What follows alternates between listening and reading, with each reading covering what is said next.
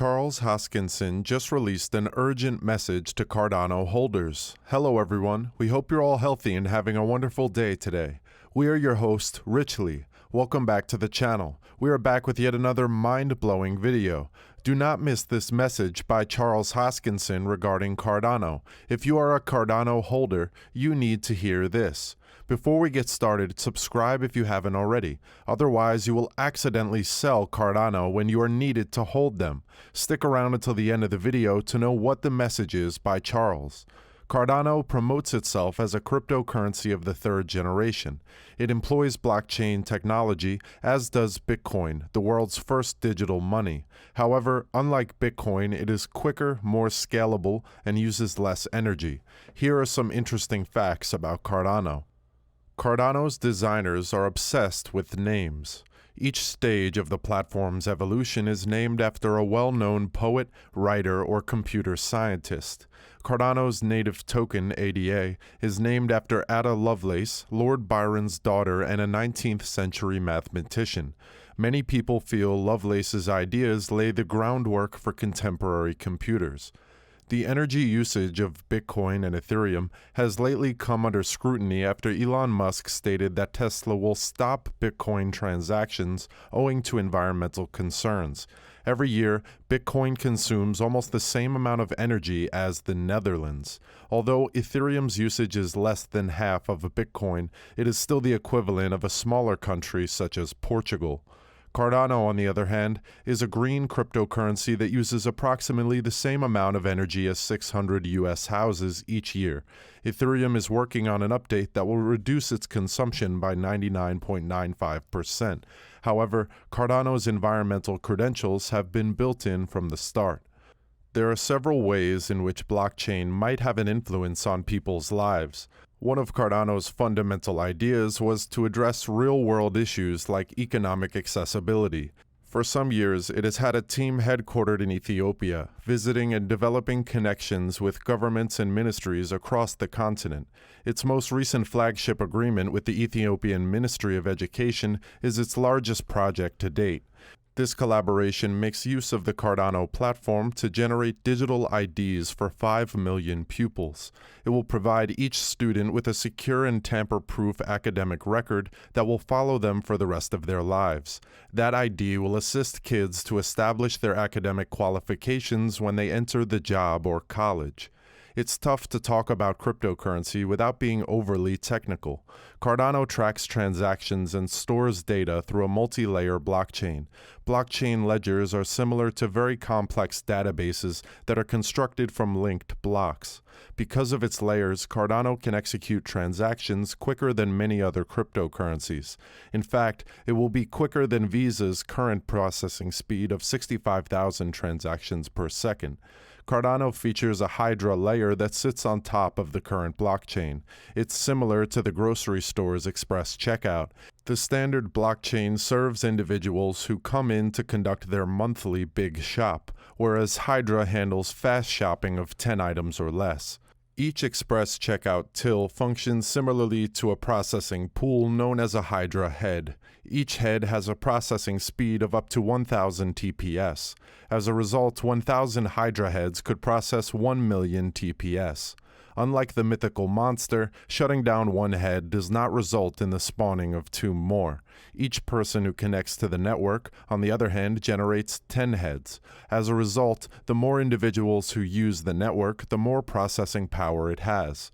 Charles Hoskinson, who also co-created Ethereum but departed following a disagreement about how it should be governed, established Cardano. Hoskinson, a crypto superstar, was adamant about doing things differently from the start. As the specialist developed this new blockchain from the ground up, each stage of the platform's development was peer-reviewed. That is why, since its inception in 2015, ADA has consistently been among the top 10 cryptocurrencies in terms of market capitalization. Cardano's ADA token has risen 7-fold this year, making it the 5th largest cryptocurrency by market value, igniting discussion about the benefits of a rally that has outperformed blockchain bellwethers like Bitcoin and Ether. Michael Novogratz of Galaxy Digital LP and Nick Carter of Castle Island Management LLC are among those who question Cardano's usefulness. Supporters point to the network's comparatively reduced energy consumption, as well as its initiatives in areas such as identity management and governance, as well as its capacity to leverage on the rise of decentralized finance or DeFi. According to Alexandra Clark, sales trader at Global Block, a digital asset dealer headquartered in the United Kingdom, it offers a whole new economy. Charles Hoskinson, the founder of the Cardano platform and CEO of the blockchain research and engineering firm IOHK, talked with Bloomberg News about his company and the larger crypto industry. IOHK is collaborating with Ethiopia's Ministry of Education on one of the largest blockchain initiatives in the world, a universal student certification system. It is also working on ranked choice voting methods and investigating some of the most complicated challenges in cryptocurrency. The ADA price. In 2021, the value of Cardano's native coin has skyrocketed. The following statements from Hoskinson, who is also a member of Ethereum's founding team alongside Vitalik Buterin, have been modified for clarity and length. We have around 1 million individuals on board. It will include grades K through 12, and the initial rollout will take place, I believe, in September or October. The aim is to enroll 5 million pupils. It will first be utilized as a universal credentialing system, basically their grades, academic achievements, awards, and so on. We aim to compete for the whole national ID system, which includes about 110 million individuals. We strongly believe in high-quality human rights. Regimes like China and Saudi Arabia have a long history of egregious institutional breaches. It makes no sense to create identification or blockchain solutions in such an environment, because there is a significant likelihood that these solutions will be exploited and weaponized against the public. Every transaction must be balanced. You start at the country level and work your way down to the facts and conditions. Things change, and in certain circumstances you must leave a nation where you have worked for years. We recently rejected down a transaction with a Central American country that we wanted to do, but after peeling back layers and discovering that the rule of law was degrading, it simply didn't seem right with our beliefs. However, the company aims to enhance the world's systems for everyone everywhere, and the areas that need better systems aren't always Berlin or New York City, so you have to get to more challenging areas, and you have to be very careful while doing so. Vitalik is a teenager. He intends to devote his youth and fortune to causes he believes are beneficial to his ecology, and he has a lot of people working with him, such as Consensus and others, who are huge firms with a lot of people and money. Something is certain to happen when you have that type of momentum.